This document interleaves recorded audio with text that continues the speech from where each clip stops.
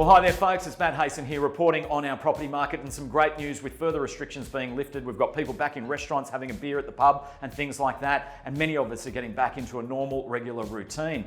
And as a result of that, we have actually seen an increase in the number of new properties or sellers bringing their home onto the market. In fact, it was up by 10.9% for the month of May.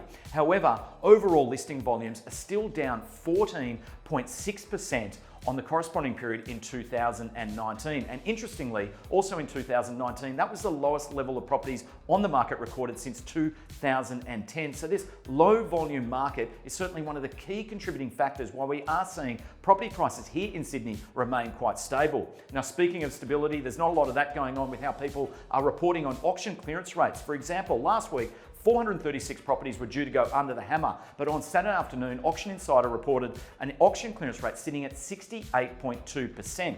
The Australian Financial Review, pretty similar, 68.1%. Domain was down to 59.1%. And then SQM Research, who we believe are the most accurate and credible resource for auction clearance rates, were down at 43.1%. Now that is a 36% differential from the high point to the low point of auction clearance rates. Now, what we are seeing though is when you see a clearance rate sub 50%, that would normally suggest that there is downward pressure on property prices. But we know that's not always the case with what we're seeing. In Sydney, region to region, market to market, and price point to price point, there are certainly very different experiences and outcomes being achieved. At our core market, what we're seeing at the coalface is a bump up in the number of new properties coming onto the market, but we're also seeing an equal number of new buyers entering the market as well. And ultimately, property prices across our market remain stable.